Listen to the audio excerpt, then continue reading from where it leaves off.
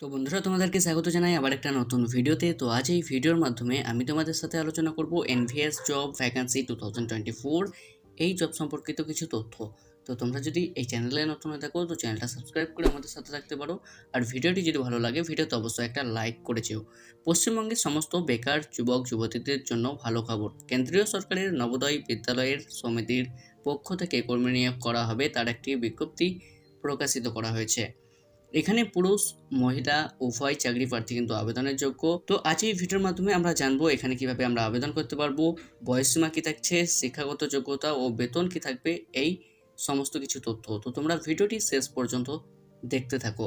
নিয়োগ সংস্থা নবোদয়া বিদ্যালয় সমিতি। পদের নাম ভ্যারিয়াস। আবেদনের মাধ্যম অনলাইনের মাধ্যমে কিন্তু আবেদন প্রক্রিয়া সম্পন্ন করা যাবে। আবেদন করার শেষ তারিখ 30/4/2024। এই তারিখের আগে বা এই তারিখের মধ্যে তোমাদেরকে আবেদন প্রক্রিয়া সম্পন্ন করতে হবে। পদের নাম ও শূন্যপদ। এখানে কিন্তু অনেক শূন্যপদ রয়েছে, বিভিন্ন পদে কিন্তু বিভিন্ন রকমের ভ্যাকান্সি রয়েছে। এখানে কিন্তু অনেকগুলো শূন্যপদ রয়েছে, যেমন catering supervisor, multitasking staff, secretary assistant, computer operator, মহিলা স্টাফ নার্স, অডিট অ্যাসিস্ট্যান্ট। এছাড়াও আরও অনেক শূন্যপদ রয়েছে যেগুলো তোমরা অফিসিয়াল বিজ্ঞপ্তিটি ডাউনলোড করে জেনে নিতে পারো।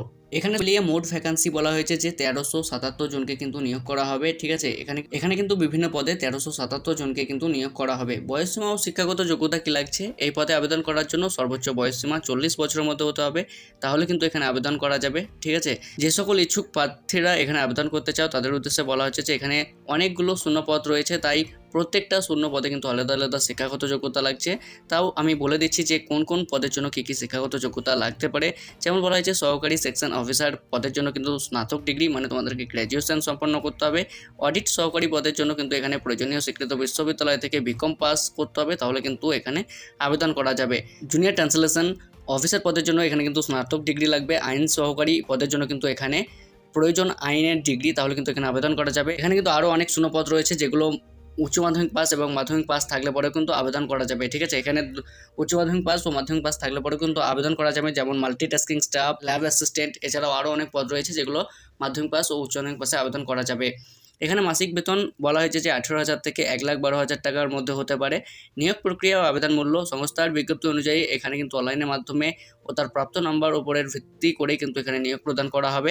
এখানে আবেদন মূল্য দিয়ে কিন্তু এখানে আবেদন প্রক্রিয়া সম্পন্ন করতে হবে। কিন্তু কাদের জন্য আবেদন মূল্য এখানে ধার্য করা হয়েছে সেটা জানার জন্য তোমরা একবার অফিসিয়াল বিজ্ঞপ্তিটি ডাউনলোড করে ভালোভাবে যাচাই করে নিতে পারো। আবেদনের পদ্ধতি বলা হয়েছে যে অনলাইনের মাধ্যমে কিন্তু এখানে আবেদন প্রক্রিয়া সম্পন্ন করতে পারবে। অনলাইনে আবেদন করার আগে তোমরা একবার অবশ্যই অফিসিয়াল বিজ্ঞপ্তিটি ডাউনলোড করে ভালোভাবে যাচাই করার পর তোমরা কিন্তু এখানে আবেদন প্রক্রিয়া সম্পন্ন করতে পারো। অ্যাপ্লাই লিঙ্ক ও অফিসিয়াল ওয়েবসাইট এবং অফিসিয়াল নোটিফিকেশন ডাউনলোড করার লিঙ্ক তোমরা ভিডিও ডেসক্রিপশনে পেয়ে যাবে।